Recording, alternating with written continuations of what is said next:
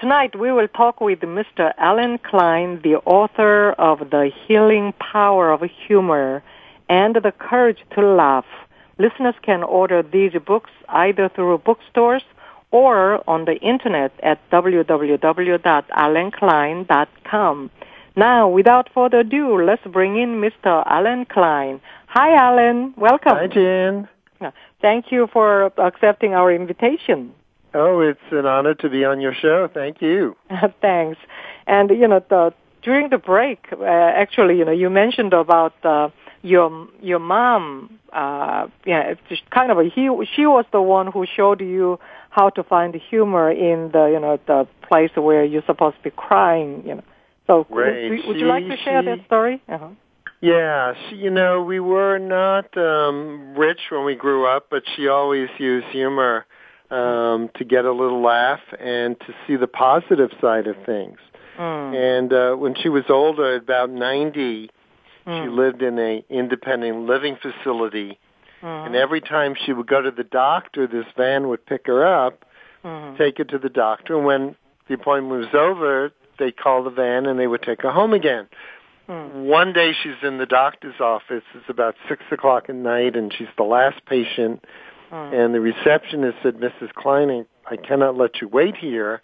I have to close the office, but I'll tell you what. She said, there's a pizza place downstairs. I'll take you downstairs. I'll buy you a Coke, and I'll call the van to make sure they're coming. Excuse me. So the receptionist did that, and my mom waited and waited, Jen, and the van never showed up. Wow. So my mom went up to the counter, to the guy behind the counter, and asked, do you deliver? And the guy said, yeah, of course we deliver, lady. We're a pizza place. And she said, great, I'd like a pepperoni pizza, and I want to go with it. Uh-huh. Wow. So she always managed to find some humor in the situation. So did they deliver her too? No, they said, we can't do that, lady. But the van finally showed up. Oh, but, okay. even when she was moving to this place, she called me up one day and said, oh, Alan, I was unpacking the cabinet with the dishes, and I put them on this very rickety table, and suddenly the table collapsed, and half of them broke. Whoa. And I'm kind of consoling her and go, oh, that's too bad, your dishes. She said, no. She said, now I have less to pack. Less to pack.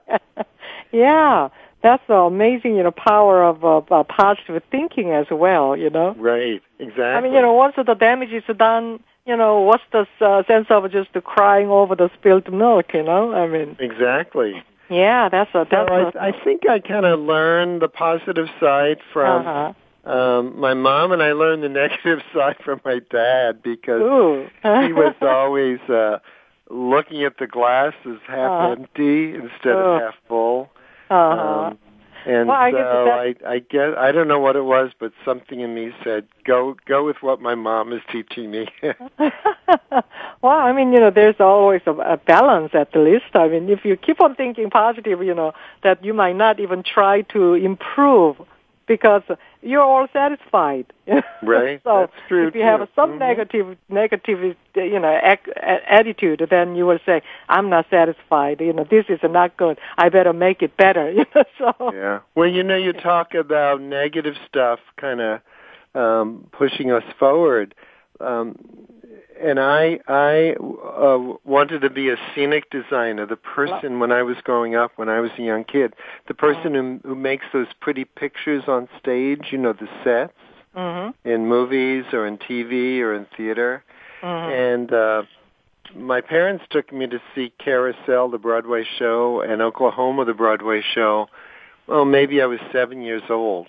And I loved it so much, live theater. And I said, when I grow up, I want to make those pretty pictures. And I went to school and I saw every Broadway show that I could, living in New York City, and then got into Yale Drama School to study to be a scenic designer, and it was a 3-year master's program. And at the end of the first year, they said I had no talent, and they kicked me out. And you talk about negative things pushing you forward, but this was a major negative thing in my life. I had wanted to be a scenic designer. since I was 7.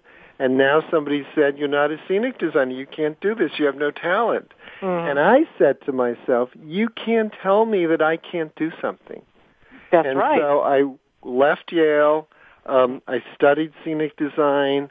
I got into the union. I passed a very strict test in New York City, got into the Scenic Design Union. Wow. And my fellow classmates were still at Yale doing their school productions.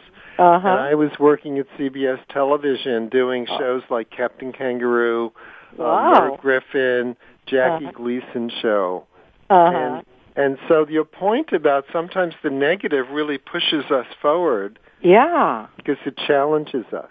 Yeah. I mean, even in my life, when I was a child and as growing up, whenever somebody said, I cannot do it, then it just stir up the power in me and saying, I will show you. Exactly. So I always showed them. And if same they thing, didn't. Same thing with my first book, The Healing Power of Humor. They said, there's 30,000 books published every year. You can't find a publisher. If you find a publisher, you never get your advance back. All of this. And I said, you can't tell me that. I'm going to get my book published. That's right. Yeah. And now, as you say, it's in the 34th printing and 9th foreign language, including Korea. Oh, really? Oh, okay. Yeah, just sold to a company in Korea. Oh, do you know the name of the company or? I knew you would ask that. Yeah, you knew I would ask because I'm calling you. I'm doing this show from Korea right now. Oh, really? Well, you know what? And if we have another break, I can look that up on my computer. Sure. We have 3 more breaks. Oh, good. I'll have time to look it up. Okay. And, already you told me about your childhood dreams, and you're already living your dream. And now I can see how you became to be a Jollytologist. Where did you come up with this name? Well,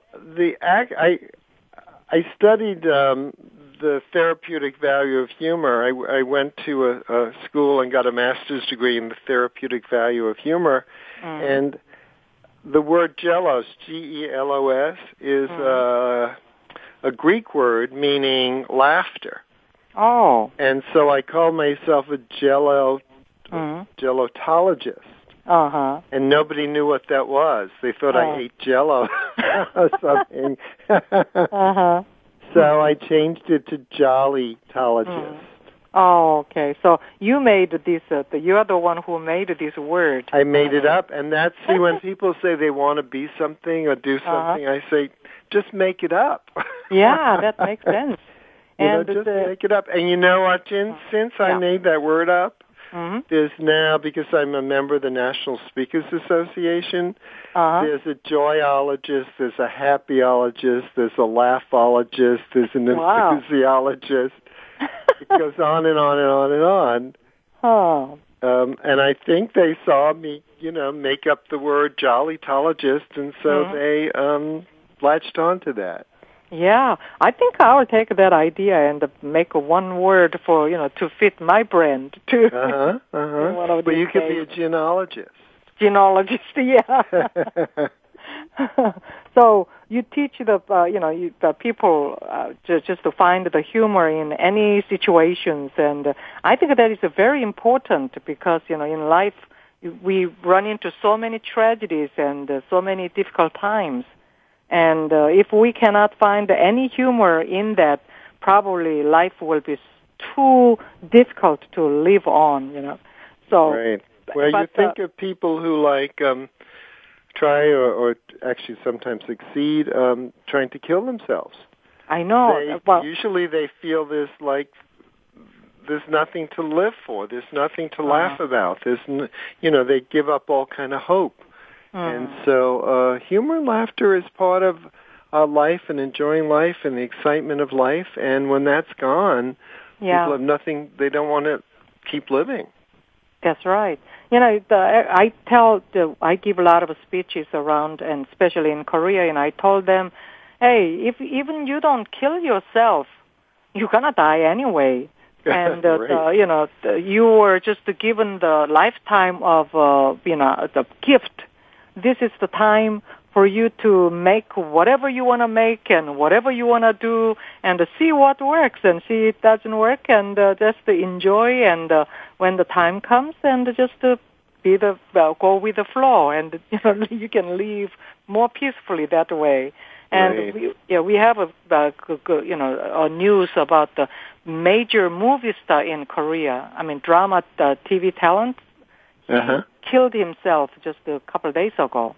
Wow. So that's kind of a big news, and so but I think that he had the depression. When you are in depression, your thinking and logic and everything changes. Your hormone just changes everything.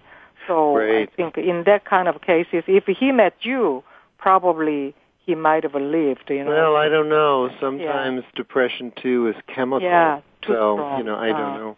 But anyway, I got into the humor field, the therapeutic humor field, because of a tragedy. What some people would say was a tragedy in my life. Ellen. Ellen was my wife, and we found out that she had a terminal liver disease when she was